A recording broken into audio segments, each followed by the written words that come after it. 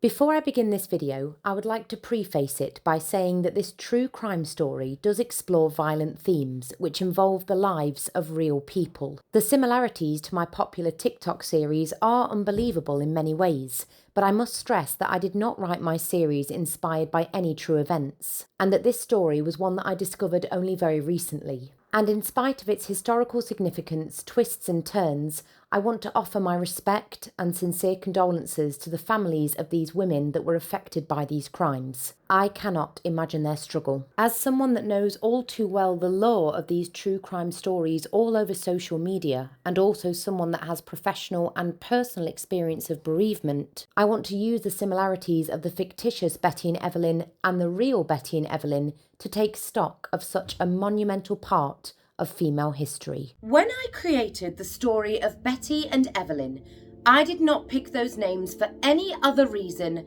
other than I thought they suited the characters. In fact, when the series first started, they didn't even have names.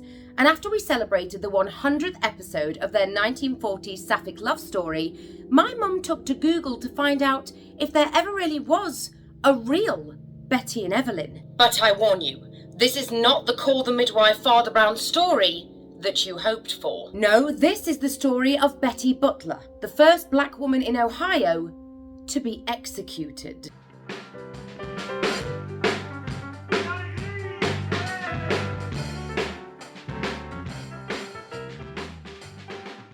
Betty Butler was from Cleveland, Ohio, where she lived with her husband Harry, a strict Methodist, and their 2 children. The exact reason for their separation is unclear, although court records indicate that Betty associated with lesbians.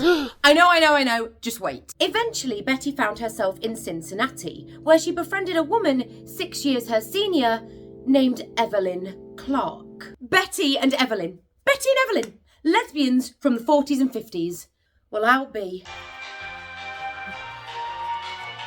There we go. Some say that they were lovers, but others say that Betty was caught up in poverty and had sex with Evelyn in exchange for money and shelter. Either way, their relationship was rocky, arguments were frequent, and violence was not uncommon. On September 6th, 1952, the 2 women were in a rowboat, joined by 42-year-old Deezy Ivory, and all of them were enjoying the lake at Sharon Woods Park. But then a fight erupted between Betty and Evelyn, and to escape the quarrel, Deezy quickly rowed to shore. And at around 5 p.m, the argument reached its peak, with Betty strangling Evelyn and rendering her unconscious, but still alive.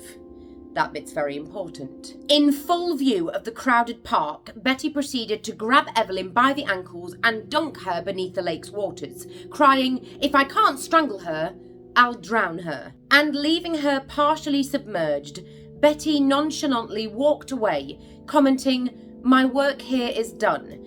And before exiting the park, she noted some park rangers, but sadly their attempts to resuscitate Evelyn were unsuccessful. Newspaper accounts varied on the details, with some saying the women had argued over a man and it was a crime between love rivals, but the Plain Dealer simply said it was a sex revenge murder. In the 1950s, sexuality was still a very taboo subject, and often newspapers would try to skirt around the subject, avoid it completely, or do anything they could to make it sound less gay. Jet magazine made full mention of this abnormal relationship, but sort of waffled on as to whether Betty had willingly become Evelyn's girlfriend or whether she was being taken advantage of. In any case, the press were uncomfortable to address this as a legitimate same-sex relationship and avoided the details of the crime as much as humanely possible. Betty Butler was charged with first-degree murder and sent to jail, and although her trial was swift, she claimed it was in self-defense to avoid Evelyn's perverted intentions of keeping Betty as a sex slave. Regardless, Betty was sentenced to death, and she was sent to the reformatory in Marysville, Ohio, to await her execution. Whilst in prison, Betty took up charcoal drawing and found that she had quite the knack for it, commenting that it was one of those things she didn't know she could do until it was too late.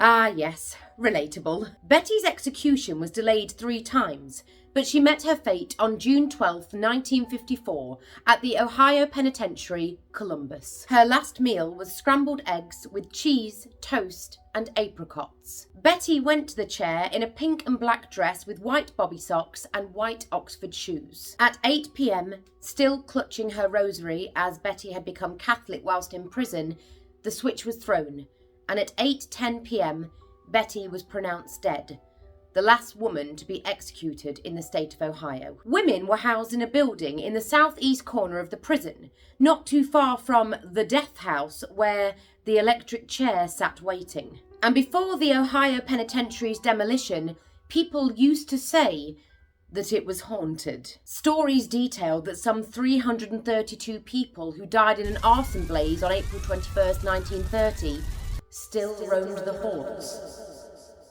And the ghosts of many prisoners who breathed their final breaths behind the high stone walls were said to roam the cell blocks and the execution chamber. And even though the building has now gone, paranormal activity is still reported at the site. So there you have it. The true version of Betty and Evelyn? Or at least, the true crime version.